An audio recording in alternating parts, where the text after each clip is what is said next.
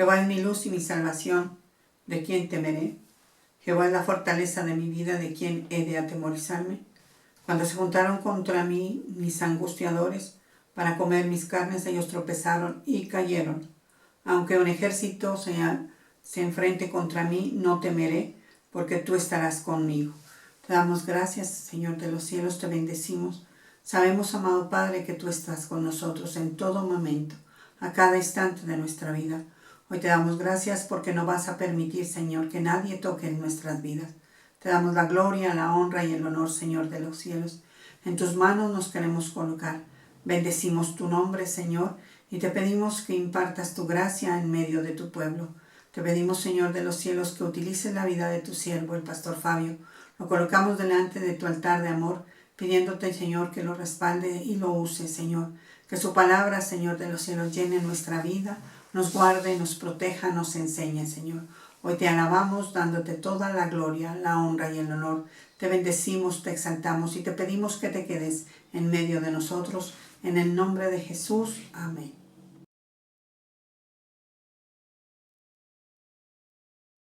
Vamos a la palabra del Señor, al libro de Génesis capítulo 18, desde el verso 22.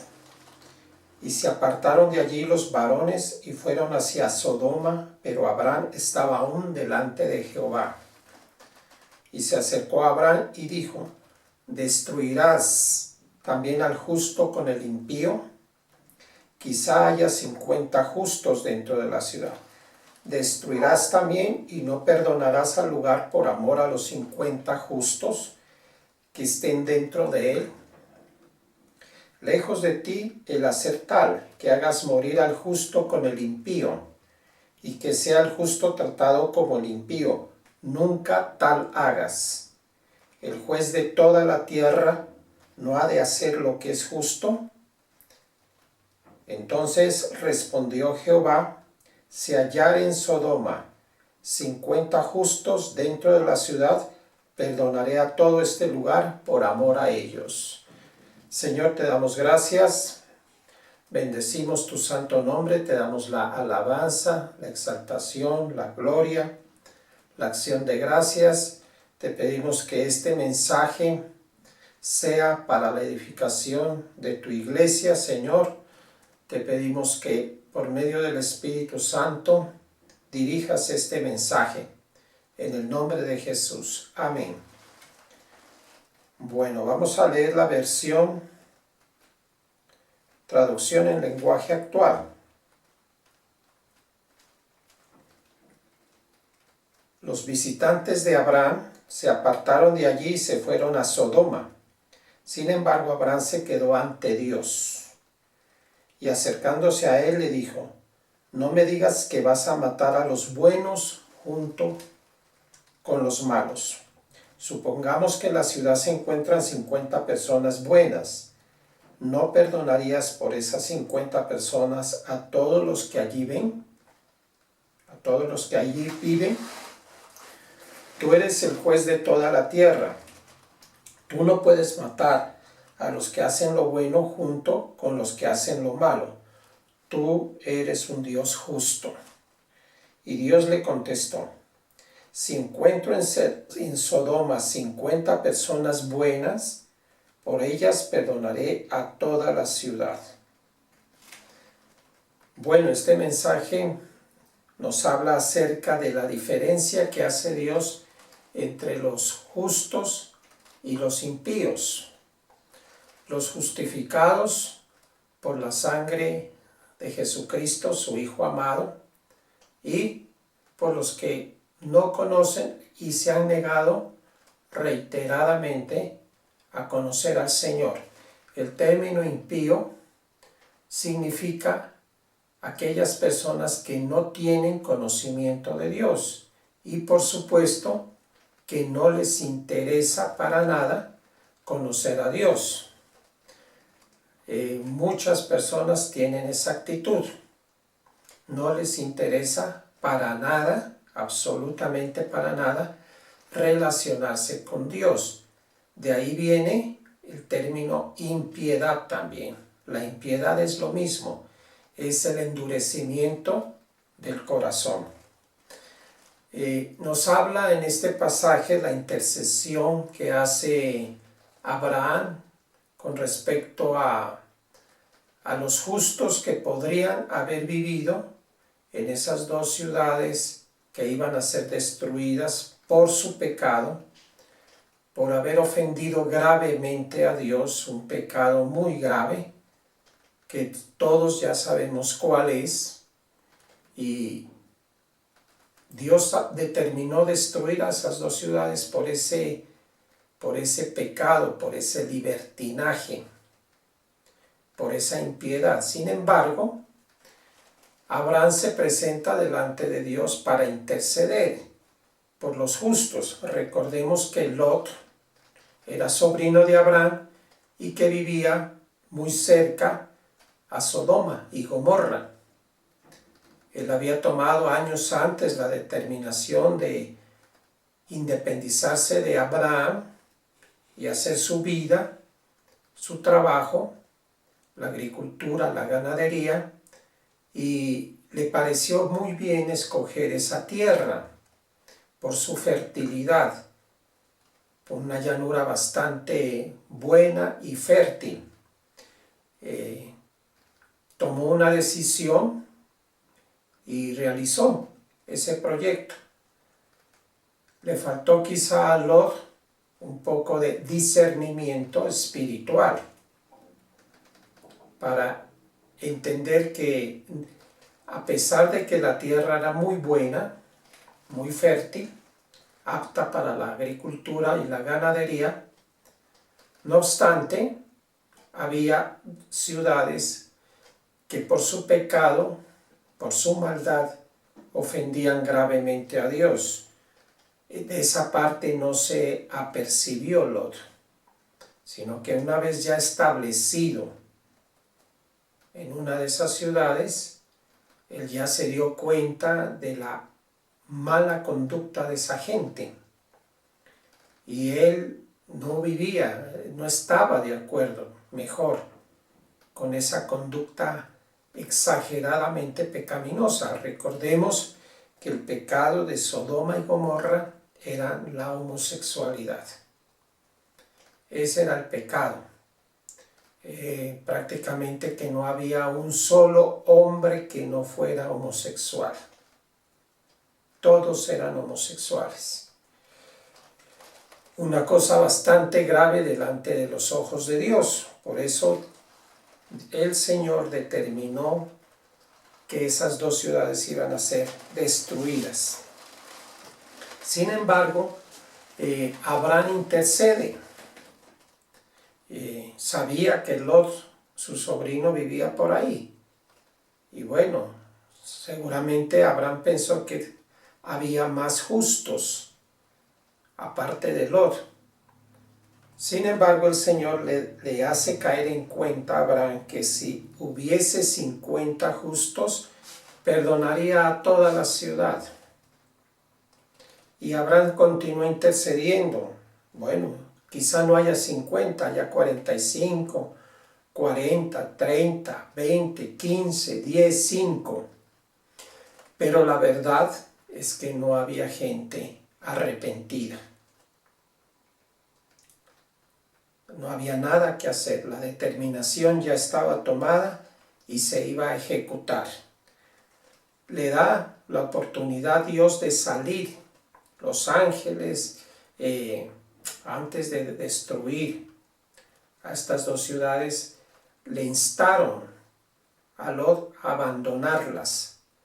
Le dieron tiempo para que él pueda salir con su esposa, sus hijas y los yernos.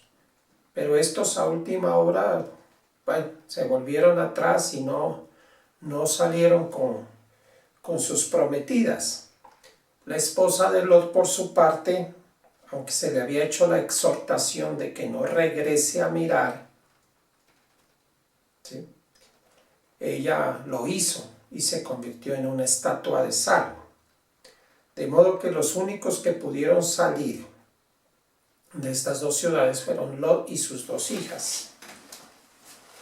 Aún Lot les pide a los ángeles que les permita llegar hasta una ciudad que se llamaba Zoar, que traduce pequeña.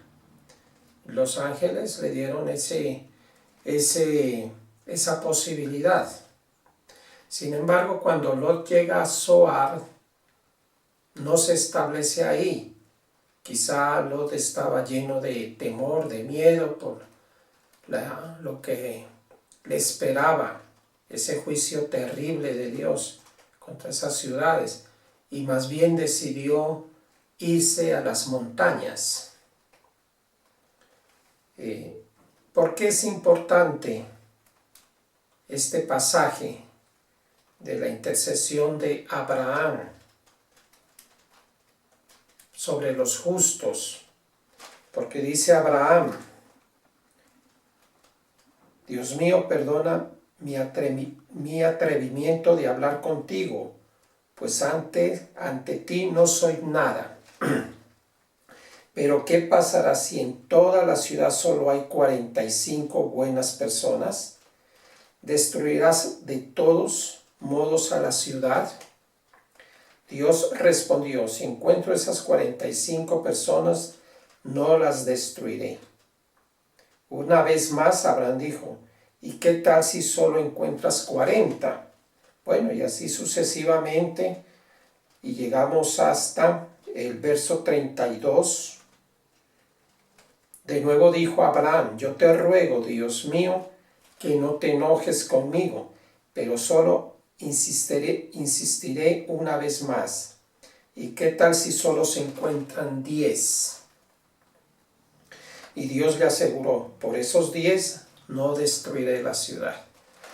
Aquí vemos el carácter misericordioso de Dios, que está dispuesto a perdonar a toda una gran comunidad por unos pocos justos que habiten ahí.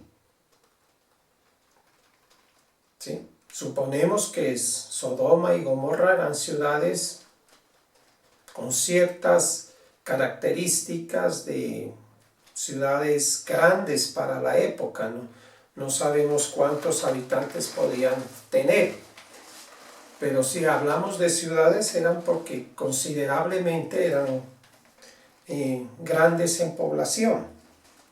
Sin embargo, el Señor por 10 estaba dispuesto a perdonar a toda la ciudad, o a las 2 ciudades, y quizá por menos, por 5. Luego de hablar con Abraham, Dios se fue de allí. Abraham, por su parte, regresó a su tienda de campaña. Es decir, ya se dio cuenta de que no había manera de interceder porque no había justos.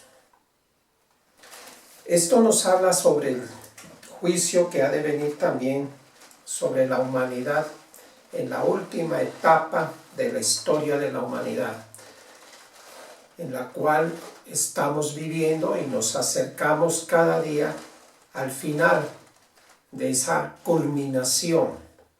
Sabemos que lo que el mundo va a recibir de parte de Dios son juicios muy severos, muy duros, a nivel de todo el planeta.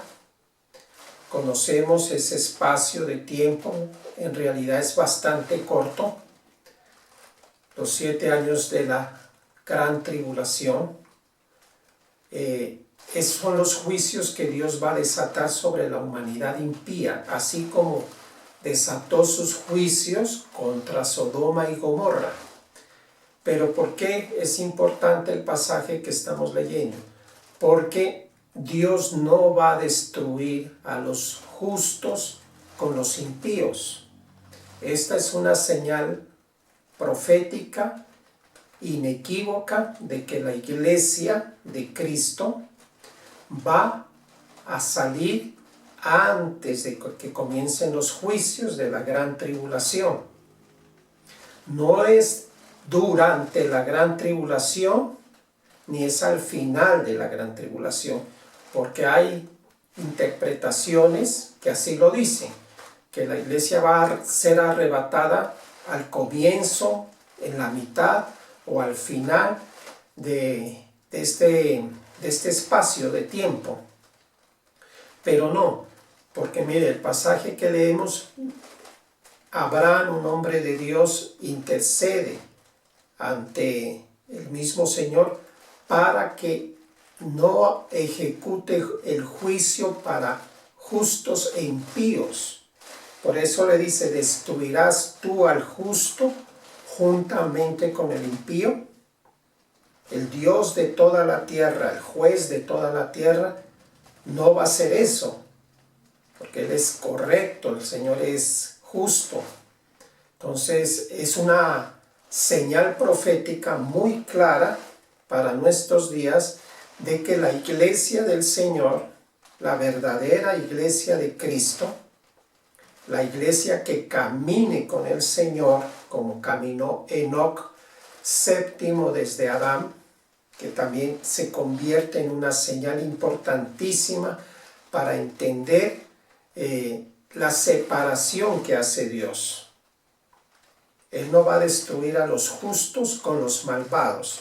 Recordemos que los juicios de la gran tribulación son para la humanidad que no ha aceptado a Cristo en su corazón, que no han aceptado el Evangelio, que se han negado a recibir la verdad del Evangelio y lo han hecho sistemáticamente. Tuvieron la oportunidad de conocer, de arrepentirse, pero no lo hicieron. Entonces van a vivir esos juicios en carne propia, los van a vivir y los van a sufrir en carne propia. La iglesia, por su parte, la iglesia prudente, porque recordemos la parábola de las 10 vírgenes, que está en Mateo capítulo 25, para que consultemos esa parte, es importante también. 10 vírgenes, 5 prudentes, 5 insensatas, nos habla de también la separación que hace Dios. No todos van a ser arrebatados, solamente aquellas personas que tengan el aceite y la luz de Cristo alumbrando sus vidas y la de otros. Porque las vírgenes imprudentes no se proveyeron de aceite, es decir, no tenían al Espíritu Santo, no estaban en el propósito ni en la voluntad de Dios, estaban aguardando al esposo, pero sin estar preparadas, sin estar listas, sin tener los requisitos, por así decirlo. En cambio, las sensatas, las 5 vírgenes sensatas, tenían la provisión del aceite para alumbrar. Recordemos que el Señor dijo que la iglesia es la luz del mundo y la sal de la tierra. Entonces, Enoc es séptimo en la escala de generaciones desde Adán. Enoc vivió 300 años, 365 años y fue traspuesto, un término que se puede comparar a ser arrebatado también. Cuando alguien es traspuesto quiere decir que es cambiado de lugar, que de un lugar pasa a otro. Es lo que le va a ocurrir a la iglesia. De la tierra va a pasar al cielo, de la tierra vamos a ser llevados al cielo. ¿Correcto? Mientras duran los 7 años de la gran tribulación. Al final de la gran tribulación, cuando Cristo regrese victorioso a reinar, a establecer el gobierno milenial, la iglesia también va a regresar con Él en calidad de esposa, de señora. ¿Y cuál es la promesa que tenemos? Que seremos reyes y sacerdotes y gobernaremos juntamente con Cristo. Seremos colaboradores del gobierno de Cristo. No por 4 años o por 5 o 6 años, que es el periodo presidencial relativo de los mandatarios aquí en las naciones, en la tierra. No, nosotros es por un largo periodo de 1000 años. Y después de los 1000 años que pasa, que seguiremos en la misma posición, mejorando. Porque con el Señor es para estar mejorando, ir de victoria en victoria, ir de gloria en gloria. ¿Qué nos espera? Una eternidad excelente, muy buena, que no podemos descuidar por nada. Nada de lo que hay en este mundo actualmente vale la pena para descuidar una salvación tan grande. La palabra de Dios nos dice en Génesis capítulo 5:24, caminó pues Enoc con Dios y desapareció porque le llevó Dios. Esa es la señal del arrebatamiento que va a vivir la iglesia. Recordemos también que hay 7 iglesias en la edad de la gracia, desde el primer siglo hasta nuestros días. Se reconocen 7 iglesias que están en Apocalipsis. Aquí las vamos a mencionar brevemente. Éfeso fue la primera, Esmirna, segunda, Pérgamo, la tercera, Sardis, la cuarta, Filadelfia, la quinta. Creo que se me pasó una, esperemos a ver.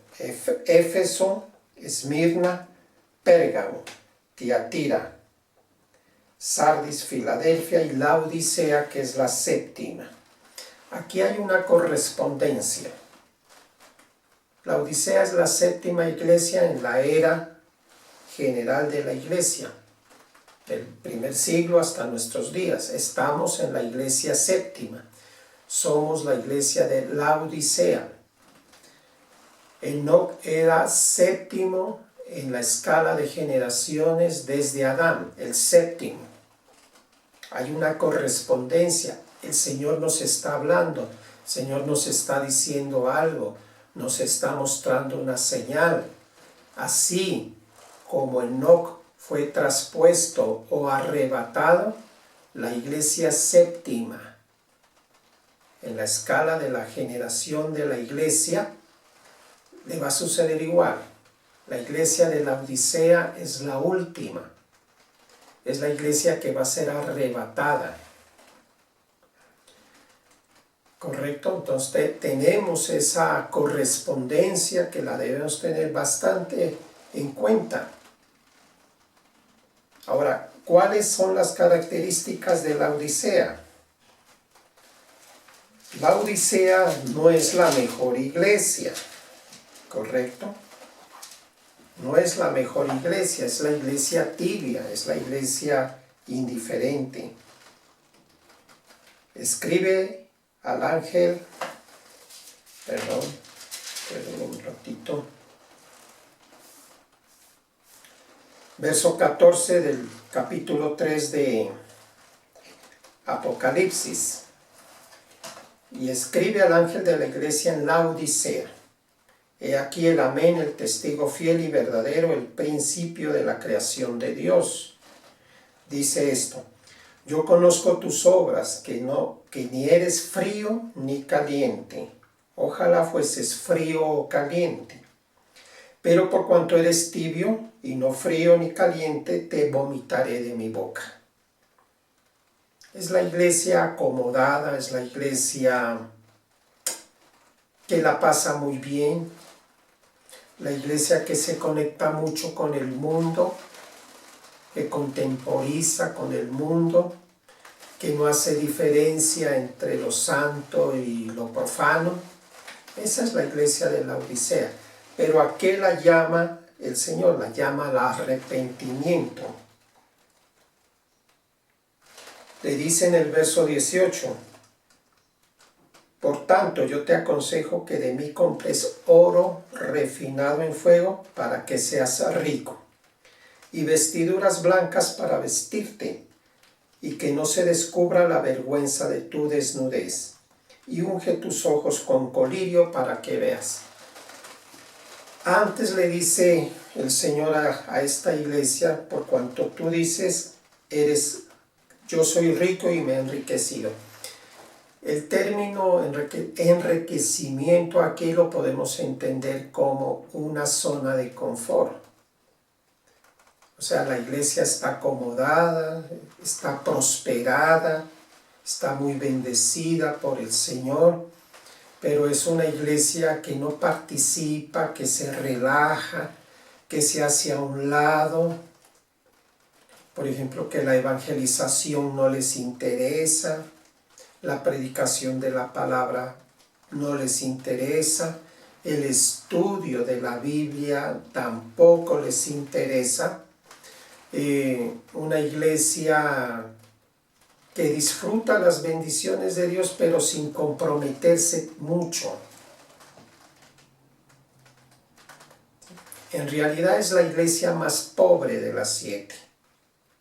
Pero como vive en una zona de confort actualmente, también podemos decir la tecnología,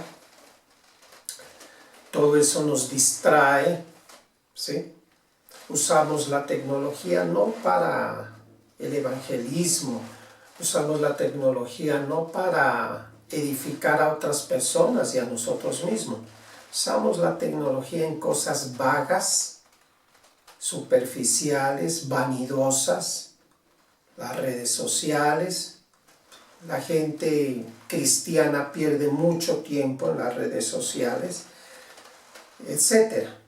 O sea, no somos la iglesia más fervorosa. Sin embargo, somos iglesia y tenemos la salvación.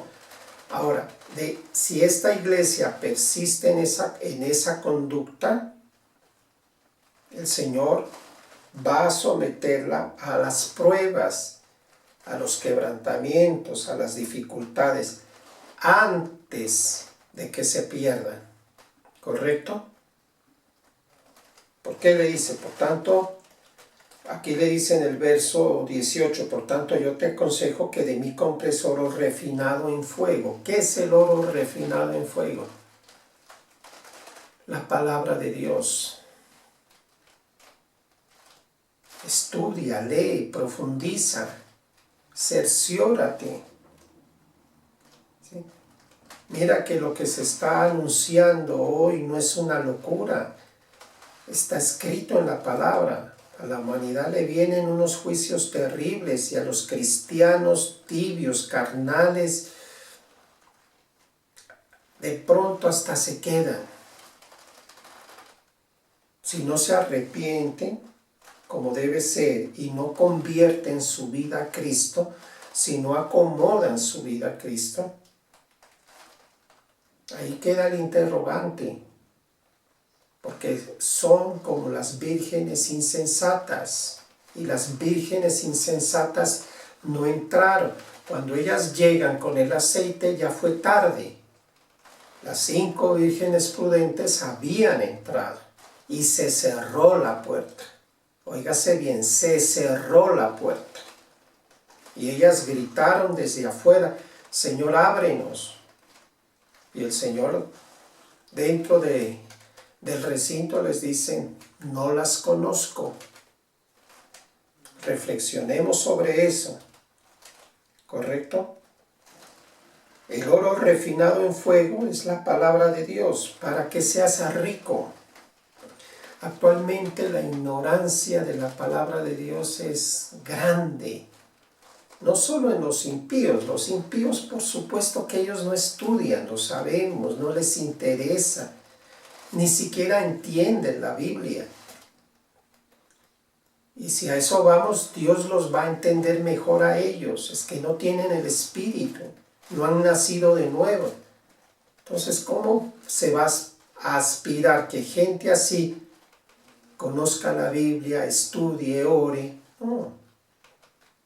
Pero la gente que sí ha nacido de nuevo, la iglesia, la gente cristiana, los que nos hacemos llamar así cristianos, y no caminamos con el Señor correctamente, no tenemos intimidad con el Señor, porque cuando habla de Enoc, fue arrebatado porque caminó o tuvo intimidad, una relación íntima con el Señor. Entonces la iglesia de la Odisea no camina en intimidad. ¿Qué le va a suceder?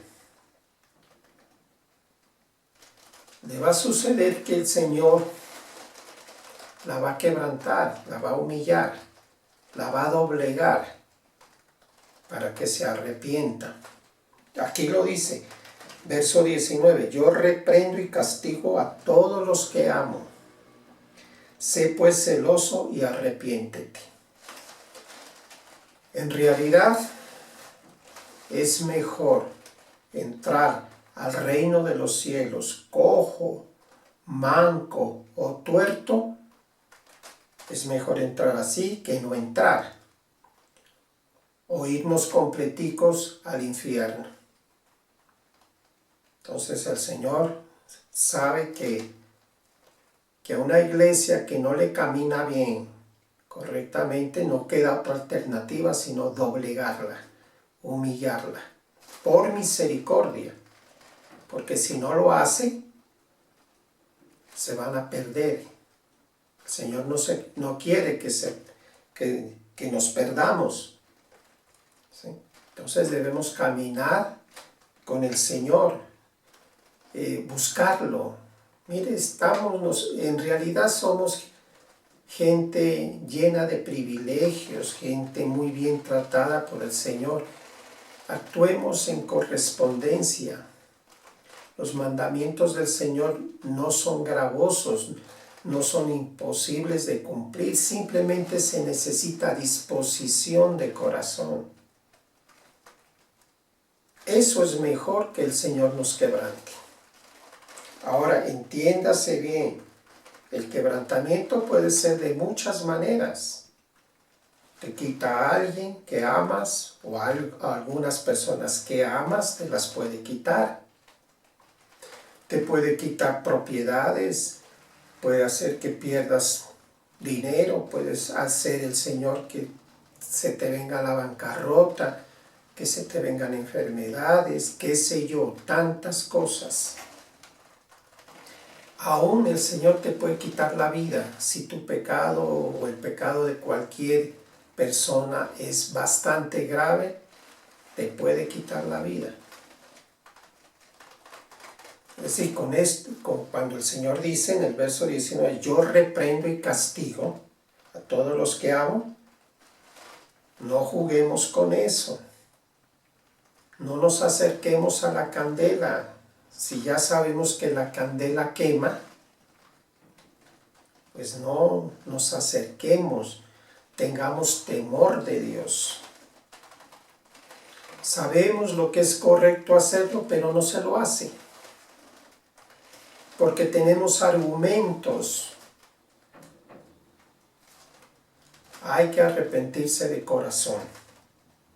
Hay que vivir la piedad, la fe, correctamente. Hay que evangelizar, alcanzar a otros. Esa debe ser la preocupación. Porque también el Señor nos va a pedir cuentas. Tuviste a tales personas muy cerca y nunca les compartiste. Se perdieron. Contemporizaste con el mundo, te gustaban más las cosas del mundo que las cosas santas, te agradabas más de las cosas de este mundo. No améis al mundo ni las cosas que están en el mundo, dice el Señor en su palabra, porque el mundo pasa y sus deseos, pero el que hace la voluntad de Dios permanece para siempre. De modo que la iglesia de la Odisea no es la mejor, es la iglesia más pobre en resultados. Sus antecesoras fueron mejor. La iglesia de Filadelfia ni se diga, es el mejor modelo. Hay dos iglesias que no merecen reproche de parte del Señor.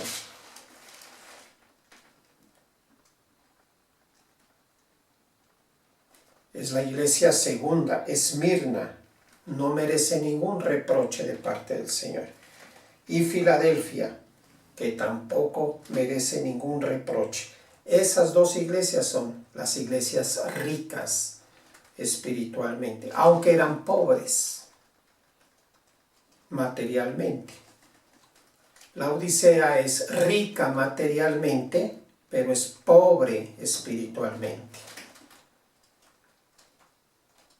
Es la iglesia más pobre, es la iglesia que más críticas le insta el Señor: sé celoso, sé celosa y arrepiéntete. Ahora, las personas de esta iglesia que estamos viviendo, la séptima, si hacemos una buena profesión de fe, ¿qué nos espera? Verso 21, al que venciere, le daré que se siente conmigo en mi trono. Óigase bien, al que venciere, al que se pone en la actitud correcta, en el trabajo para el Señor, en el servicio, el que organiza su vida en prioridades, el que pone primeramente el reino de Dios y su justicia, primeramente, anteponiendo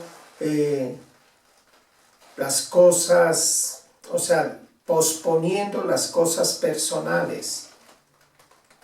Primero el Señor, después mis proyectos. Así debe ser. Delante de Dios, esa es la forma correcta. Primero el Señor, después mis proyectos.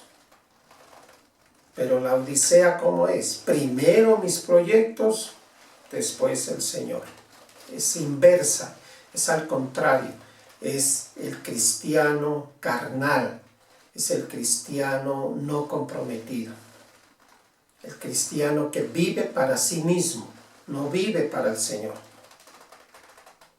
Con Cristo estoy juntamente crucificado, mas ya no vivo yo, sino que Cristo vive en mí. Y lo que hoy vivo en la carne, lo vivo en la fe del Hijo de Dios, el cual me amó y se entregó a sí mismo por mí. Gálatas 2:20. Para mí el vivir es Cristo y morir ganancia. Filipenses 1:21. Son máximas del apóstol Pablo. Entonces, el orden de prioridades. Primero el Señor, su reino, su justicia. Y cuando obramos así, ¿qué pasa? Que todo se aliviana. Y eso es lo que no hemos entendido, o somos duros de entendimiento los cristianos. No lo queremos entender. Cuando ponemos el reino de Dios primeramente, Evangelio de Mateo 6:33, todo se aliviana. Y los resultados no son humanos, son del Señor. Pones el reino de Dios de primero y su justicia, y el Señor te da un buen trabajo. Pones el reino de los cielos de primero, y el Señor te da un hogar, una buena familia, esposo, esposa, hijos. Pones el reino de Dios de primero y te llegan oportunidades laborales, de ascenso, te llegan oportunidades académicas, de estudiar, de hacer posgrados, etc. Te mejoran el sueldo sin que lo pidas. Pero no queremos actuar así. Queremos poner nosotros el orden, y así no funciona. No, sí, primero voy a atender lo mío y después lo del Señor. Así no funciona. Así no funciona. O funciona mal. y los resultados no son satisfactorios. Por eso es que el Señor dijo, por sus frutos los conoceréis. Ojalá todos fuésemos como el apóstol Pablo, que dijo, para mí el vivir es Cristo y morir ganancia. Ojalá todos pensáramos como pensaba el apóstol Pablo. Mi única razón de vida es Cristo, servirlo, conocerlo, que la gente lo conozca, que mis familiares lo conozcan, que los más íntimos lo conozcan y le sirvan. Pues si tú ya eres salvo, preocúpate para que otros alcancen esa preciosa salvación. Estudiar la palabra, profundizar. No te contentes con lo que recibes en la iglesia. En realidad lo que recibes en la iglesia es muy poquito. Es muy superficial, aunque los siervos estudiamos y tratamos de llevarte el mejor mensaje, la verdad es que por cuestiones de tiempo no podemos abarcar mucho. Mira, ya se me acabó el tiempo, ya tengo que terminar. Pero tú puedes profundizar en tu casa, pero si prefieres ver la telenovela antes que estudiar la Biblia o el partido de fútbol, yo te confronto así, pero para tu bien, para que pongas tu vida en el orden de Dios, porque hay cristianos que les encanta el fútbol y hay cristianos y cristianas que les encantan las películas y las telenovelas y están dedicados a eso, que conocen mucho de farándula inclusive, pero que poco de la Biblia. Te confronto de esa manera, pero para tu bien. Señor, te damos gracias, bendecimos tu santo nombre, te damos la gloria, te damos el honor, te damos la alabanza, Señor. Sabemos que tú haces separación de los justos y de los impíos, y así como sacaste a Lot y a sus dos hijas antes de destruir a Sodoma y Gomorra, también vas a sacar a tu iglesia. Y así como traspusiste a Enoc séptimo desde Adán, porque él caminó contigo, Enoc caminó, tuvo relación contigo, tuvo una relación de intimidad contigo. Asimismo vas a arrebatar a la séptima iglesia, iglesia séptima en la era de la iglesia en general. Estamos viviendo en esa última etapa de la humanidad, muy cerca estamos al arrebatamiento y vamos a ser arrebatados los que tengamos intimidad contigo. Ahora bien, tú por misericordia vas a poner en cintura a otros que no quieren caminar contigo de la forma correcta, porque están muy acomodados, están en su zona de confort, disfrutando las bendiciones de Dios, pero sin comprometerse con Él. No es la actitud buena. La Odisea es la iglesia rica materialmente, pero pobre espiritualmente. Tú nos exhortas al arrepentimiento, a la rectificación, y los que lo hagamos también seremos bendecidos, recompensados. Al que venciere le daré que se siente conmigo en mi trono, así como yo he vencido y me he sentado con mi Padre en su trono. El que tiene oído, oiga lo que el Espíritu dice a las iglesias. Te damos gracias, Señor, aviva el fuego de tu Santo Espíritu en nosotros.